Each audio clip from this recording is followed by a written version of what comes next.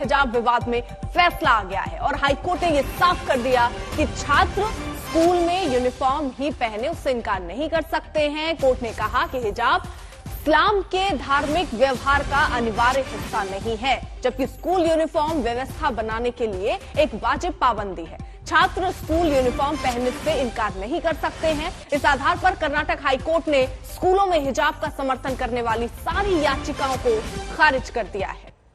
ये बड़ी और अहम खबर जिस पर आज कर्नाटक हाईकोर्ट में 10:30 बजे सुनवाई हुई। लगभग उसी समय में फैसला आ गया। सभी याचिकाओं को खारिज कर दिया गया है, जिसमें यह कहा जा रहा था कि हिजाब यूनिफॉर्म का हिस्सा है और उसे ही पहनकर मुस्लिम छात्र छात्राएं आएंगे।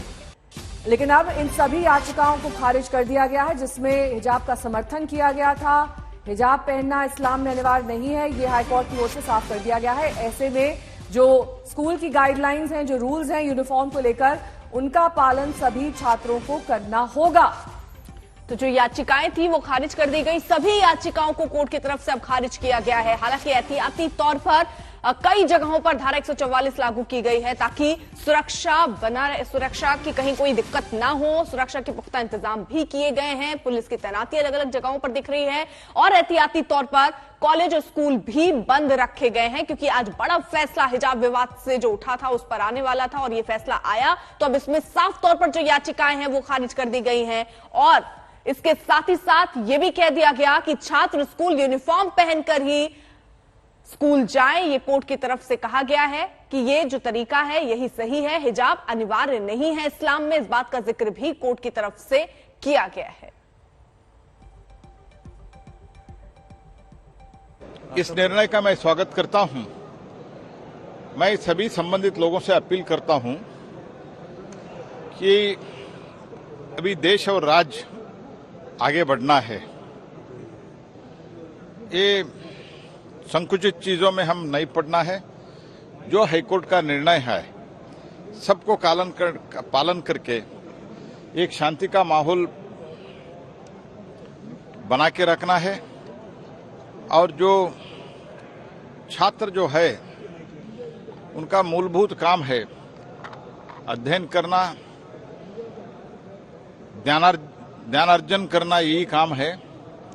इसलिए सब छोड़ के अच्छे एक माहौल में, न हिंदू न मुस्लिम न कोई जातिवाद नहीं है, कुछ नहीं है, सब मिलके एक होके हम सब पढ़ाई करें और कोई इसके बाद इसका विवाद न हो जाए, यही मैं प्रार्थना सबसे संबंधित लोगों से करता हूं।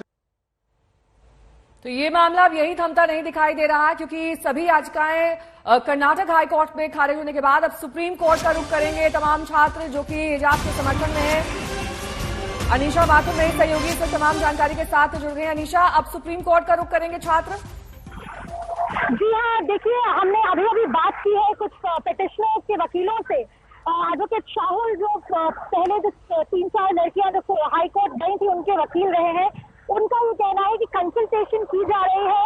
जैसे ही हाईकोर्ट का डिटेल्ड ऑर्डर उनके पास पहुंचेगा, उसके बाद उसका अध्ययन करने के बाद सुप्रीम कोर्ट में एसएलटी जरूर लगाई जाएगी। याद रखिएगा, ये बच्चियां एक बार पहले भी सुप्रीम कोर्ट का रुख कर चुकी है।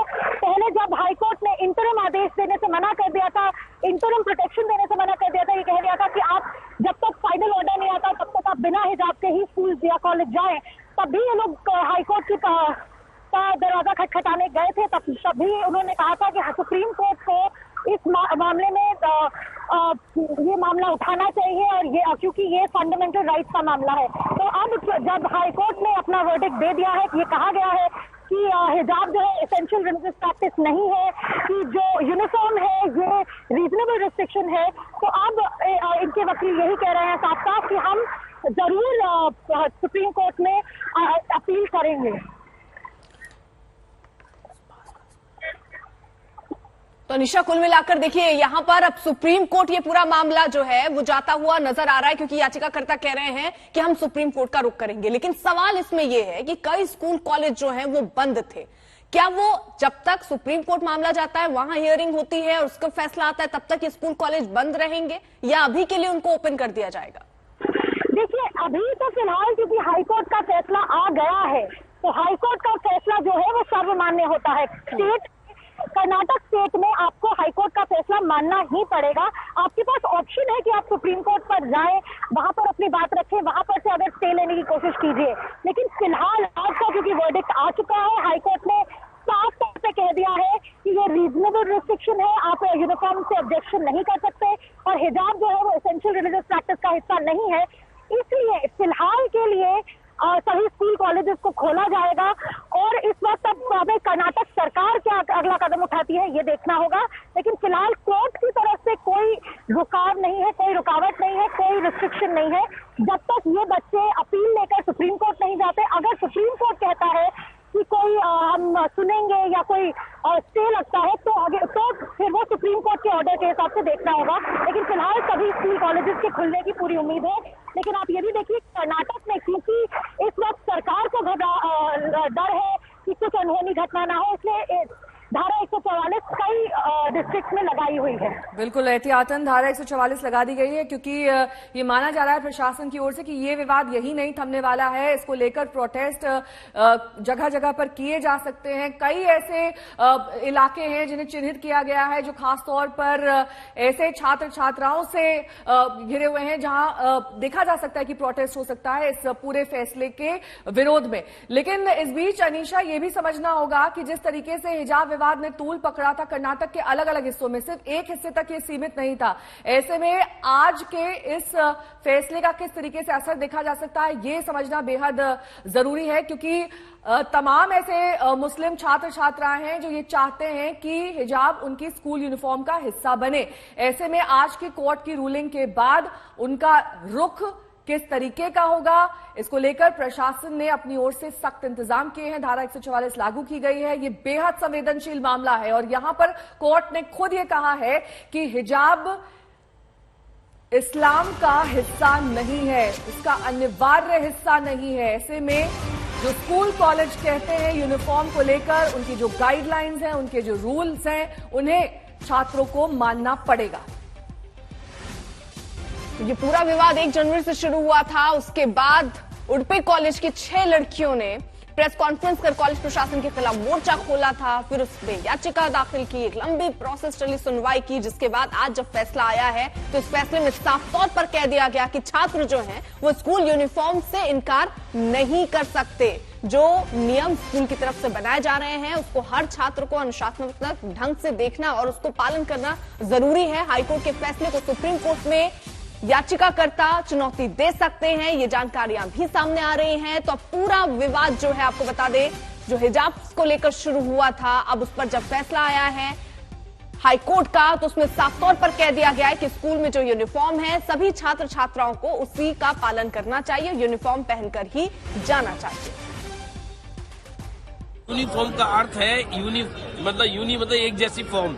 स्कूल में जाति बिरादरी, अमीर गरीब, भाषा पंथ, इसका कोई डिमार्केशन ना हो, इसलिए स्कूलों में यूनिफॉर्म चली है। सब लोग समान भाव से रहें। अब उसमें भी अगर चिन्हित करना चाहेंगे लोग, अलग करना चाहेंगे, ये गलत है। ये मैं पहले भी कह चुका हूँ और ये केवल क्षुद्र राजनीति के कारण किसी लोगों ने फैलाया है कि मुस्लिम महिलाओं में भारतीय जनता पार्टी और खासकर हमारे नेता, देश के यशस्वी प्रधानमंत्री माननीय मोदी जी के प्रति जो लगाव बढ़ा है उसको कैसे इसमें सेंध लगाई जाए, और लेकिन वो उसमें अब सफल नहीं होंगे, मुझे ऐसा लगता है। इस निर्णय का मैं स्वागत करता हूं। मैं सभी संबंधित लोगों से अपील करता हूं कि अभी देश और राज्य आगे बढ़ना है। ये संकुचित चीजों में हम नहीं पड़ना है। जो हाईकोर्ट का निर्णय है सबको पालन करके एक शांति का माहौल बना के रखना है। और जो छात्र जो है उनका मूलभूत काम है अध्ययन करना,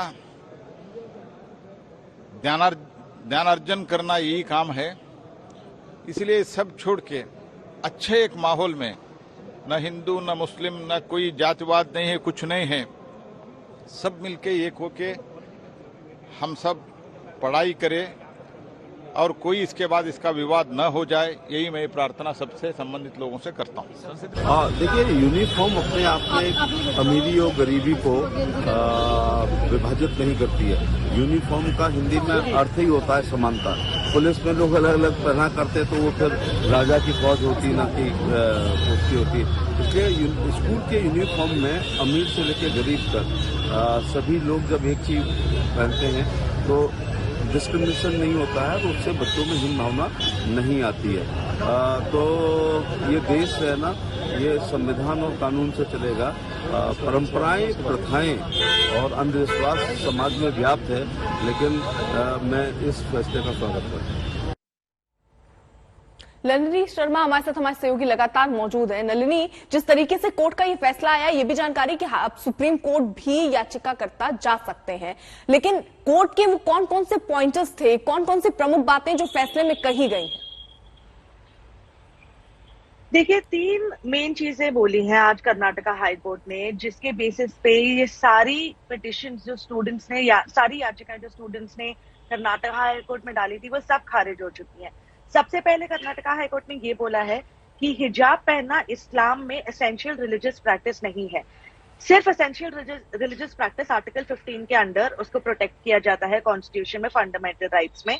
तो अगर हिजाब पहनना एसेंशियल रिलीजियस प्रैक्टिस नहीं है, इसका मतलब कोर्ट ये बोल रहा है कि उसको आर्टिकल 15 के अंडर प्रोटेक्ट नहीं कर सकते। दूसरी चीज कर्नाटका हाईकोर्ट ने ये बोली है कि ये जो रिस्ट्रिक्शन लगाए गए थे स्टूडेंट्स पे कि वो हिजाब पहन के कॉलेज में एंटर नहीं कर सकते, ये एक रीजनेबल रिस्ट्रिक्शन है जिसका पावर संविधान देता है सरकार को, और स्टूडेंट्स इस चीज से ऑब्जेक्ट नहीं कर सकते। और तीसरी और सबसे ज्यादा जरूरी चीज जो कर्नाटक हाईकोर्ट ने ये बोली है वो ये है कि जो 5 फरवरी का ऑर्डर था सरकार का, जिसके थ्रू उन्होंने ये बोला था कि हिजाब पहन के स्टूडेंट्स कॉलेज में नहीं एंटर कर सकते, उस नलिनी आप बने रहिए हमारे साथ। संजय शर्मा इस वक्त तमाम जानकारी के साथ सुप्रीम कोर्ट से इस वक्त हमारे साथ जुड़ गए। संजय, ये जो पूरी रूलिंग आई है कर्नाटक हाई कोर्ट की, पूरे देश की इस पर नजर थी, क्योंकि ये कहा जा रहा था कि इसमें जो फैसला आता है वो दरअसल कई और स्टेट्स में as a guideline, as an example use किया जा सकता है। ये किस मायने में कितना सत्य है? जी हाँ, ये बिल्कुल ये ऐसा फैसला है जो बहुत देर तक और बहुत दूर तक इसका असर दिखाई देगा। और कर्नाटक से शुरू हुआ ये मामला है, जिस तरह से मामला पूरे देश में फैला, पूरे देश में इसको लेकर तरह तरह की चीजें हुई, लेकिन अब कर्नाटक हाईकोर्ट का ये फैसला आ चुका है जिसमें यह कहा गया है कि हिजाब पहनना इस्लाम की बुनियादी प्रैक्टिस यानी मूलभूत सिद्धांतों में से नहीं है। और ये वैसा ही है जैसा आपको याद होगा सुप्रीम कोर्ट ने ये फैसला दिया था कि मस्जिद में नमाज अदा करना इस्लाम की बुनियादी प्रैक्टिस नहीं है, यानी मूलभूत सिद्धांत नहीं है उसमें से। लिहाजा अब ये फैसला, अब जाहिर है कि इसी सुप्रीम कोर्ट में ये मामला अब चुनौती के लिए आएगा, क्योंकि जो लोग इससे असंतुष्ट हैं इस फैसले से, वो जरूर सुप्रीम कोर्ट में इसको चुनौती देंगे। और अगले 1-2 दिनों में ही ये चीज यहाँ तक आने की उम्मीद मुझे लग रही है, क्योंकि जैसे हम लोगों की बात हुई है पक्षकारों से, उनका ये कहना है कि वो इस फैसले से संतुष्ट नहीं है, वो इसका स्टडी करेंगे, क्योंकि डिटेल फैसला जैसे ही उसकी कॉपी उन्हें मिल जाएगी, उसकी स्टडी करने के बाद उसके कुछ कानूनी नुक्ते वो तलाश करेंगे और उसके बाद सुप्रीम कोर्ट में उसे चुनौती दी जाएगी। इसकी तैयारियां चल रही हैं। बिल्कुल संजय, रहिए आप जरा साथ। तो देखिए, एक बड़ी खबर जिस तरीके से लगातार इस पर नजर बनी हुई है, एक बड़ा फैसला हिजाब विवाद से जुड़ा हुआ सामने आया, जहां साफ तौर पर कोर्ट की तरफ से यह कह दिया गया कि हिजाब पहनना इस्लाम में जरूरी नहीं है, और जो यूनिफॉर्म तय किए गए हैं वो यूनिफॉर्म ही छात्र छात्राओं को पहनकर स्कूल कॉलेज पहुंचना चाहिए। हालांकि इस बीच एक बड़ी अपडेट ये कि जो याचिकाकर्ता हैं वो अब चुनौती देने के लिए हाईकोर्ट के फैसले को सुप्रीम कोर्ट जा सकते हैं। हिजाब पहनना इस्लाम में अनिवार्य नहीं है, ये बात आज हाईकोर्ट की तरफ से कही गई है। और कई प्रमुख बातें इसमें कि जैसे छात्र स्कूल यूनिफॉर्म से इनकार नहीं कर सकते हैं, ये भी हाईकोर्ट में कहा गया, ये फैसले में ये बातें कही गई। इस बीच महबूबा मुफ्ती इस फैसले पर कुछ कह रही हैं, सुन लेते हैं।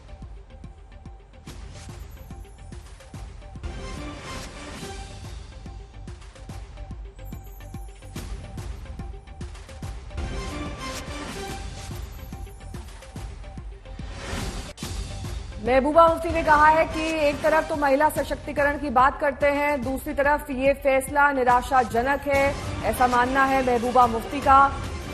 उनका कहना है कि हम महिला सशक्तिकरण की बात तो कर रहे हैं, लेकिन दूसरी तरफ उन्हें चुनने का अधिकार नहीं देते हैं, यानी कि ये मैटर ऑफ चॉइस है इसे इस तरीके से खारिज नहीं किया जा सकता। ये महज धर्म का नहीं, चुनने की आजादी का मुद्दा है।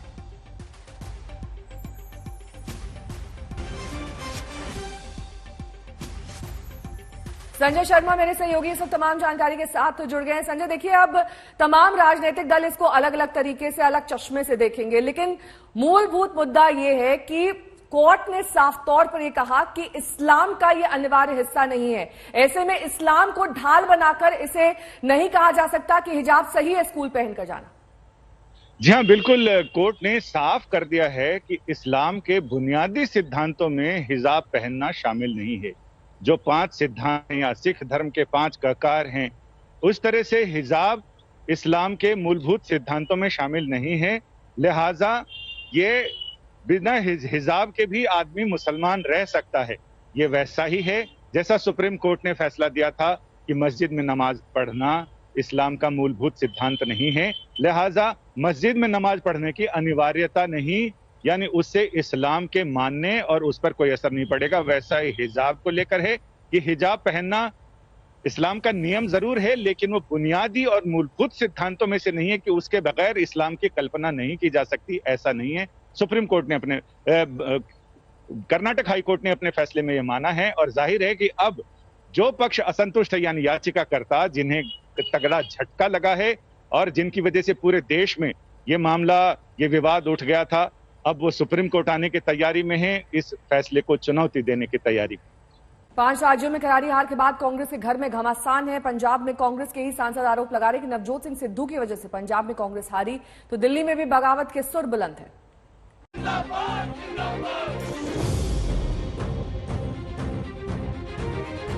पंजाब हाथ से निकला, उत्तराखंड में भी पार्टी पिछड़ गई, गोवा मणिपुर में सत्ता दूर की कौड़ी हुई, तो यूपी में प्रियंका का प्रचार कोई काम न आया। 5 राज्यों के चुनाव परिणाम का हर पहलू कांग्रेस के लिए बुरी खबर लेकर आया। चुनावी नतीजों पर चिंतन के लिए कार्य समिति की बैठक बुलाई गई। इस बैठक के निष्कर्ष से पहले उस संघर्ष को समझिए जो कांग्रेस के भीतर छिड़ा हुआ है। पंजाब में चुनावी हार के बाद पूरी पार्टी में रार है। पार्टी नेता एक दूसरे पर सवाल उठा रहे हैं। पूरे 5 साल कार्यकर्ताओं की उपेक्षा को हार की वजह बता रहे हैं कि ये बिल्कुल कांग्रेस पार्टी दी हार नहीं गी, वर्करां दी हार नहीं गी, ये हार लीडरां दी हार। जेड़े लीडर कुछ नकली बनावटी लीडर जेड़े इस पार्टी वड़े आए ते जिन्हां ने वर्कर नूं 5 साल पार्टी दे वर्कर नूं नहीं पुछया। पार्टी के नेता सवाल कर रहे हैं कि आखिर कांग्रेस में असल समस्याओं पर बात क्यों नहीं हो रही, लगातार हार के बावजूद जिम्मेदारी तय क्यों नहीं हो पा रही है। आज भी हम सच्चाई से दूर जाएंगे और आंखें मूंद लेंगे तो कबूतर की आंख बंद करने से बिल्ली नहीं भाग जाती। जो समस्या है उसका जब तक हम स्वीकार नहीं करेंगे कि किसी आपसी फूट की वजह से नहीं, शायद एक कारण रहा हो आपसी झगड़ों की बदौलत, परंतु अगर आज कांग्रेस पार्टी का ये हशर हुआ है तो वो इसलिए हुआ है कि लोग और पंजाब के लोग बदलाव चाहते थे। करप्शन के नाम पे ऐसे व्यक्ति को आगे लाया गया जिनके खुद के ऊपर करप्शन के इल्जाम चंद दिनों के अंदर ही मुख्यमंत्री बनने के बाद में लगे। सवाल सिर्फ सत्ता गंवाने वाले राज्य पंजाब से ही नहीं उठ रहे, नेताओं के साथ अब कार्यकर्ता भी सवाल उठा रहे हैं। पार्टी के लिए काम करने वालों की उपेक्षा का आरोप लगा रहे हैं। यानी कांग्रेस की लगातार हार पर नेताओं से लेकर पार्टी कार्यकर्ताओं के बीच तकरार है। सवाल ये है कि ऐसे हालात में बदलाव के लिए कांग्रेस कितनी तैयार है।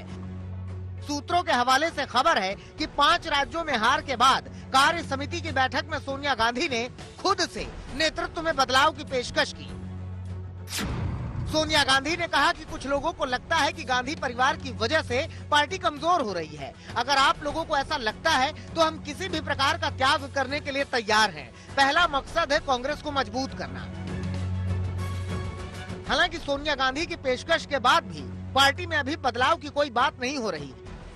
पार्टी नेता सोनिया की अगुवाई में भी पार्टी को बढ़ाने की बात कर रहे हैं। कांग्रेस कार्य समिति ने सर्वसम्मति से श्रीमती सोनिया गांधी जी के नेतृत्व में अपने विश्वास की पुनः पुष्टि की और कांग्रेस अध्यक्ष से अनुरोध किया कि वे आगे बढ़ पार्टी का नेतृत्व और मजबूती से करें एवं आवश्यक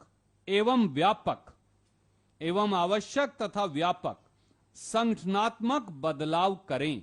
लीडरशिप ने भी बातें कही और सदस्यों ने भी अपनी बातें कही और उसके निष्कर्ष स्वरूप सबने एक मत से तय किया कि हमको न केवल सोनिया गांधी जी के नेतृत्व पर पूरा अपनी पार्टी की लीडरशिप की क्षमता पर विश्वास है, बल्कि हमारे जो बुनियादी उसूल हैं वो भी अपनी जगह पर ठीक है, मगर कहीं न कहीं पर जो रणनीतिक चूकें कहीं हो रही हैं या संगठनात्मक जो कमजोरियां हैं उनको हम दूर करेंगे। इस बीच कांग्रेस में कलह और लगातार हार पर बीजेपी नेता भी तंज कस रहे हैं। कांग्रेस से चुनाव हारने की सीख की नसीहत दे रहे हैं। नरेंद्र मोदी जी का नेतृत्व, विकास, गरीब कल्याण,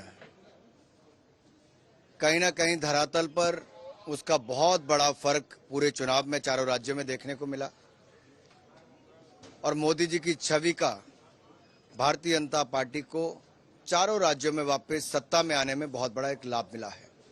चुनाव हारे कैसे जाते हैं ये कांग्रेस से सीखना चाहिए। अब अनुराग ठाकुर जी कैबिनेट मंत्री हैं, मित्र है मेरे, मैं कुछ कहना नहीं चाहता, परंतु जब हिमाचल में हार होती है तो वहां किससे सीखें? उनके पिताजी, उनके नेतृत्व में हार हुई, वो स्वयं भी हारे, तो किससे सीखा था उन्होंने? मेहरबानी करके राजनीति में उतार चढ़ाव लगे होते हैं, उस पर इतना जाने की जरूरत नहीं, वरना जिस लोकसभा में बैठते हैं, हमने 2 सीटों पर भाजपा को बैठे देखा है। 5 राज्यों के चुनावी नतीजों ने कांग्रेस की चुनौतियों को और बढ़ा दिया है। पार्टी में पहले ही एक धड़ा बदलाव की मांग पर अड़ा है और आने वाले दिनों में नेतृत्व की ये लड़ाई पार्टी में और बढ़ सकती है। दिल्ली से सुप्रिया भारद्वाज के साथ आज तक ब्यूरो। कर्नाटक हिजाब विवाद की सबसे पहले बात करेंगे, जिसमें अब कर्नाटक हाईकोर्ट में फैसला आ चुका है। हाईकोर्ट ने साफ किया कि छात्र स्कूल यूनिफॉर्म पहनने से इनकार नहीं कर सकते हैं। कोर्ट ने कहा कि हिजाब इस्लाम के धार्मिक व्यवहार का अनिवार्य हिस्सा नहीं है, जबकि स्कूल यूनिफॉर्म व्यवस्था बनाने के लिए एक वाजिब पाबंदी है। छात्र स्कूल यूनिफॉर्म पहनने से इनकार नहीं कर सकते। इस आधार पर कर्नाटक हाईकोर्ट ने स्कूलों में हिजाब का समर्थन करने वाली सारी याचिकाओं को खारिज कर दिया। हालांकि फैसले को देखते हुए एहतियाती तौर पर सुरक्षा के कई जगहों पर पुख्ता इंतजाम किए गए हैं। कई स्कूल कॉलेजों ने बंद भी रखा ताकि स्थितियां वहां पर सही रहें। हालांकि छात्र जो हैं, जो याचिकाकर्ता हैं, वो ये कह रहे हैं कि अब वो सुप्रीम कोर्ट का दरवाजा आगे खटखटाएंगे, ऐसी संभावना भी जताई जा रही है। इस पूरे मामले पर प्रहलाद जोशी ने क्या कहा है, सुनिए जरा।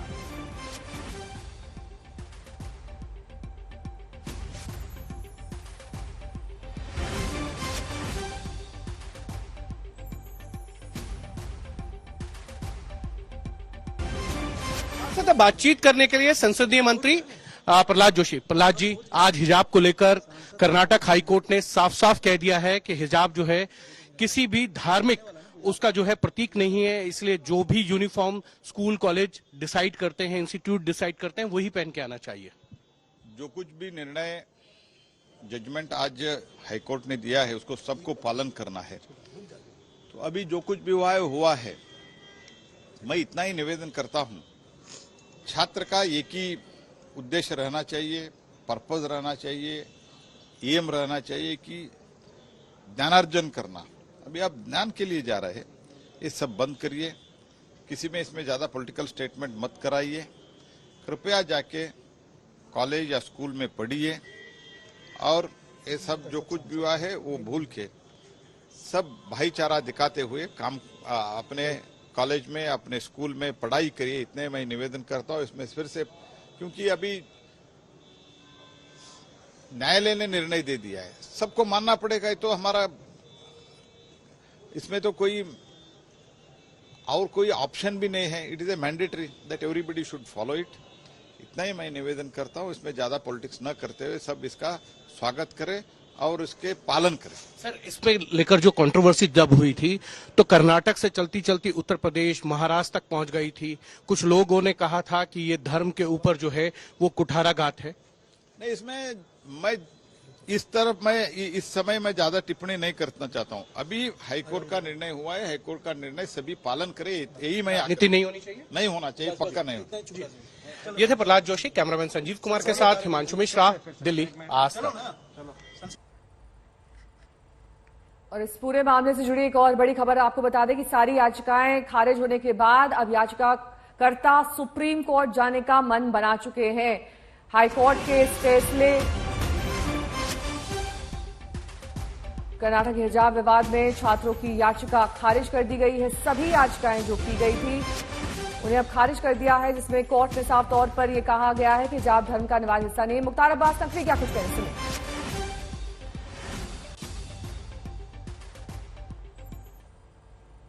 कर्नाटक हाईकोर्ट की तरफ से रिजेक्ट किया गया और कहा गया कि ये धर्म का हिस्सा नहीं है। इसको लेकर के बहुत सारे लोग सवाल उठाए। हिजाब को लेकर के ये जो हरा रंगामा था वो टाइटनेस और जहाँ तक सवाल है हिजाब पर हिंदुस्तान में कोई प्रतिबंध नहीं है। आप मार्केट में हिजाब पहन के जा सकते हैं, आप किसी भी महफिल में हिजाब पहन के जा सकते हैं, आप किसी कार्यक्रम में हिजाब पहन के जा सकते हैं। लेकिन जो इंस्टीट्यूशंस हैं उनके अपने ड्रेस कोड होते हैं, डिसिप्लिन होती हैं, डेकोरम होते हैं, उसे स्वीकार करना पड़ेगा।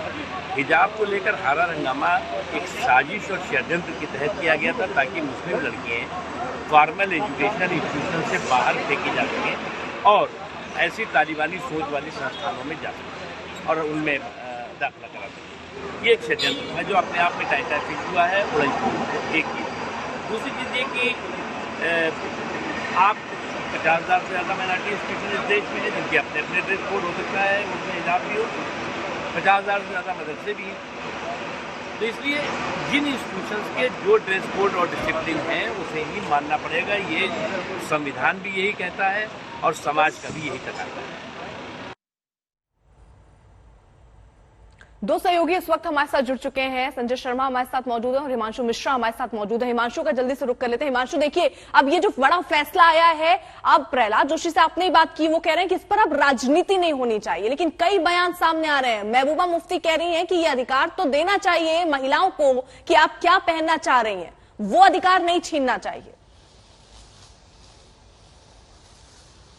देखिए, बिल्कुल आप बिल्कुल सही बात कह रहे हैं कि दोनों तरफ से जो है बयानबाजी हो रही है और मुझे नहीं लगता है कि इस पर राजनीति जो है रुकेगी, क्योंकि प्रहलाद जोशी ने कहा है कि जो कोर्ट ने जजमेंट दिया उस जजमेंट को मानते हुए सभी को ये देखना चाहिए कि जो इंस्टीट्यूशंस हैं, जो स्कूल कॉलेजेस हैं, वहां जो स्कूल कॉलेज और जो इंस्टीट्यूट्स हैं वो ड्रेस कोड अगर लागू करते हैं तो उस ड्रेस कोड को मानना चाहिए, क्योंकि शिक्षा में लेते वक्त ये जो है कपड़ों को नहीं देखा जाता है, यूनिफॉर्म देखी जाती है, क्योंकि शिक्षा लेते वक्त सभी एक समान होते हैं।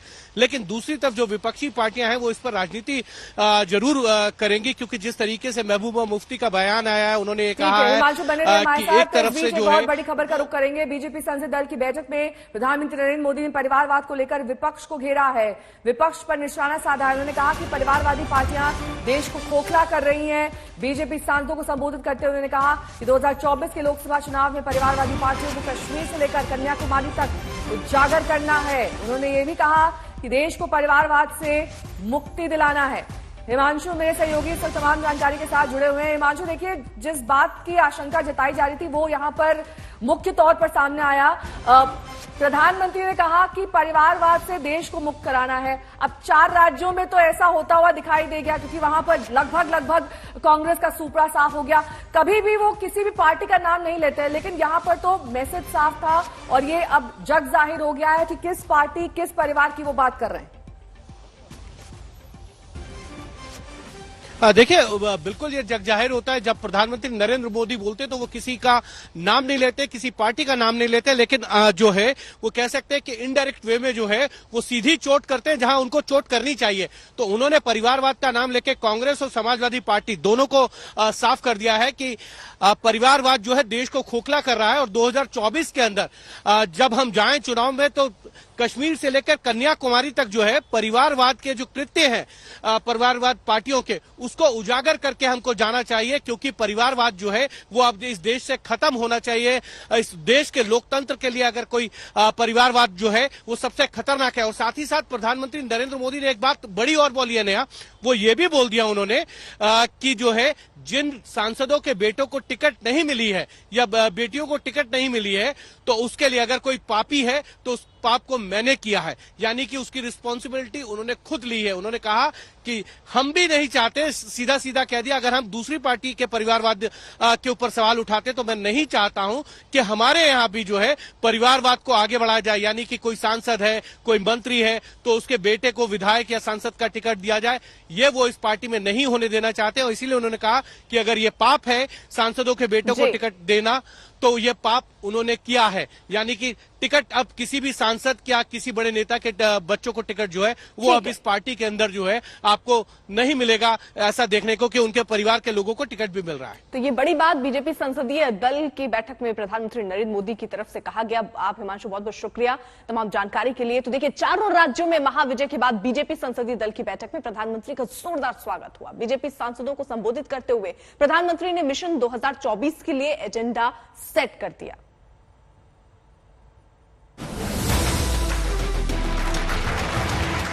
चार राज्यों में महाविजय के बाद पहली संसदीय दल की बैठक में मोदी मोदी की गूंज रही।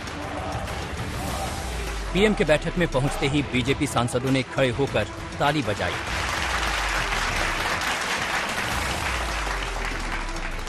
फिर विशाल माला पहनाकर प्रधानमंत्री का अभिनंदन किया।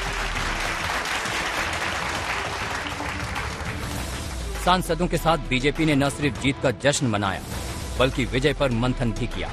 प्रधानमंत्री ने खुद जीत के मायने बताए, जिम्मेदारी का एहसास कराया, जनता से जुड़े रहने का संदेश दिया। माननीय प्रधानमंत्री जी ने विस्तार से इस सभा में बोला और उसमें भारतीय जनता पार्टी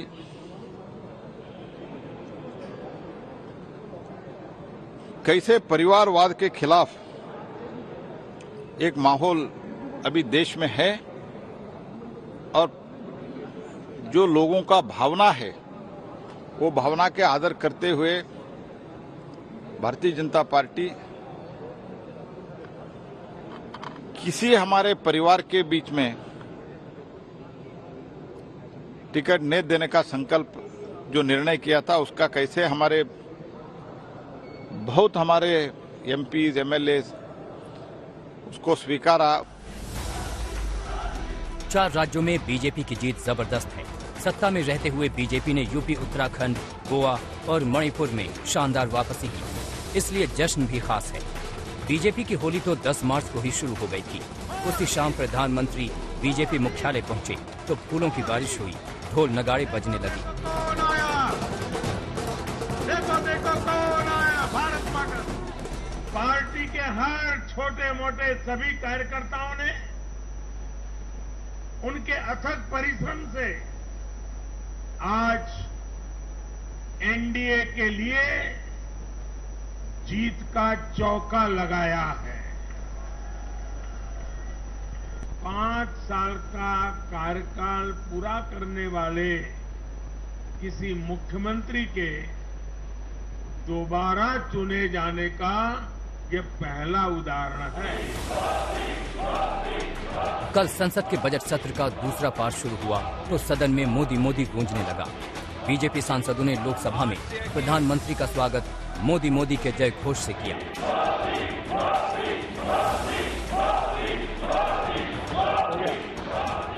बीजेपी के लिए 4 राज्यों के चुनाव को आसान नहीं माना जा रहा था। यूपी में कड़ी टक्कर मिल रही थी। 3 सीएम बदलकर उत्तराखंड में बीजेपी फंसी हुई थी। गोवा में कांग्रेस की वापसी के कयास लगाए जा रहे थे, लेकिन मोदी के जादू के आगे सारी अटकलें धरी की धरी रह गई। मोदी का हर दांव निशाने पर बैठा, हर दावा सही निकला।